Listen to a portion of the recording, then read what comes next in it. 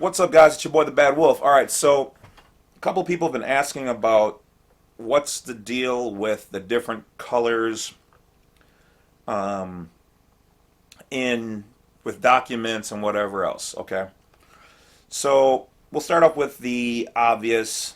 This won't be a really long video. I'm not going to go into 800 bajillion meanings and definitions and stuff. But so the color black. One of the reason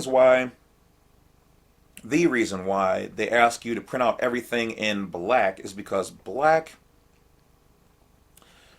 for the commercial world is their color. It's kind of like they own in their society, in their nation, in their jurisdiction, commercial world. Black is their signifying color that you are doing commercial work, commerce. Black represents the cold, the dead entity. Okay?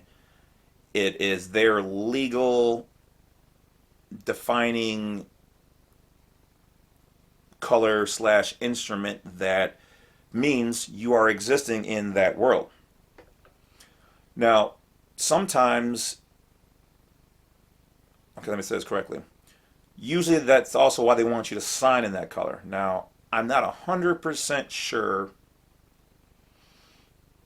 that most of the time I've been told that people have been, files or whatever else have been rejected because you didn't sign in black ink.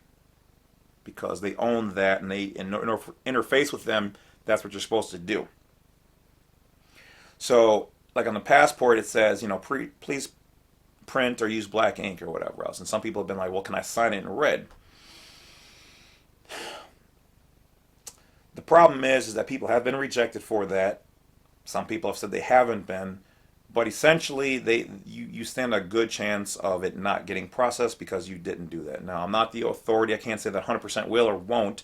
I'm just saying you're taking your chances because it does say use black ink. Moving on. Blue ink is supposed to represent admiralty, okay, which is still connected to their world pretty much at the hip. So that's why most things you see always say, please sign in black or blue ink. Now, some people say that the blue ink represents foreign immigrants and that you're supposed to sign in blue. If you don't have a choice if you have black, slide it through with blue because it's connected.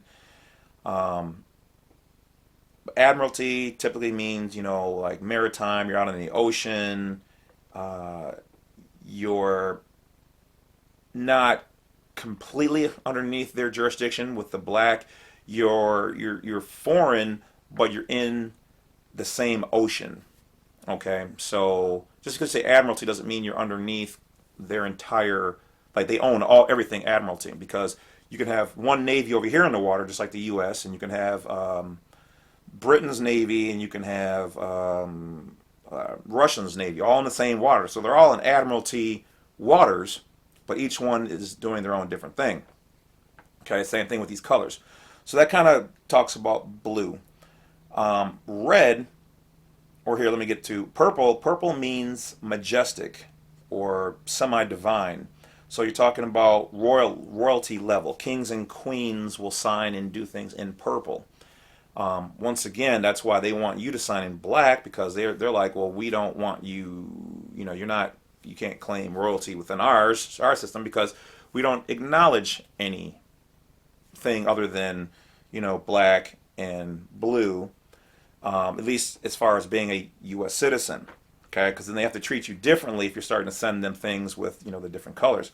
So, like for me, I don't have it for sale per se in the files, but for some people who have requested it, I have for a nominal fee, like I think like $25, something like that. I have sent people my created handwritten birth record of live birth form done in all purple to represent yourself as being of royalty, being outside of their system, which is one of the things that you can send in with or if you get it notarized in place of your birth certificate. But remember, when you're doing your passport, always get your birth certificate authenticated, okay, before sending it in. Otherwise, you're just waiving that you are a U.S. citizen to them while trying to say that you're not, okay? It's one of the reasons why we've been getting some of these back.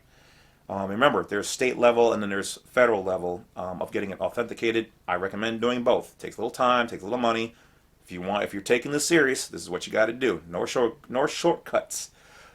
Everything I'm giving you guys verbatim is how you have to do it. A lot of people are like, oh, well, I kind of did this, or I just got it, whatever.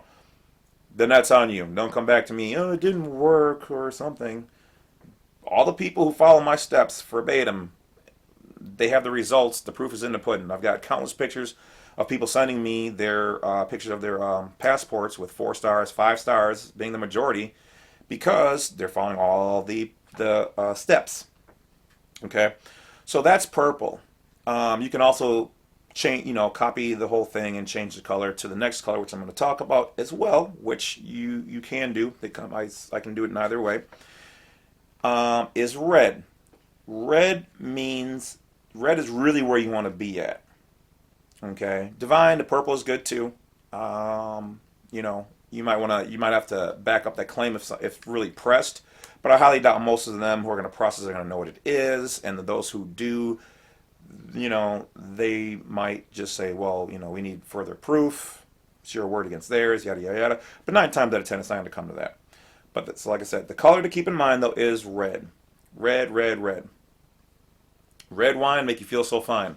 Okay, so red denotes that you are a U.S. national. You are a national. You are a living, breathing being. Okay, you prick your finger, red blood comes out. All right, so that means that you are alive. So when you sign things in red, now I highly recommend if it's your document that you are submitting, you've made it, custom made it, bought mine and retooled it, whatever else. Those you contact the chief of police, the governor, whatever. Sign in red.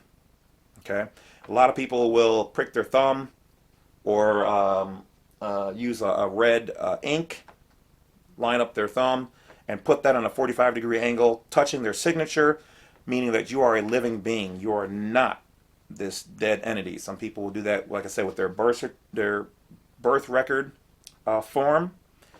They'll do it on there. They'll do it on their explanatory statement. Because remember, you made that document, and nowhere on there does it say you only have to use black. You can use that for red. I wouldn't do the whole thing in red, but I would sign in red and maybe put your fingerprint on there because that is your seal. This is your family seal right here. Okay, it is sealed. Who can seal something? Somebody who's got power. Somebody who is foreign to their system. Somebody who's interfacing via remedy or whatever else.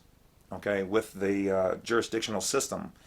So when you use the red and the thumb, you are basically putting, and when you sign your name, don't just sign it the way it is like on your birth certificate because that's their format. Like for me, I would put like, let's see, James, and then middle name, and then maybe put of the family, Lovett. Okay, and that's how because that's your given name.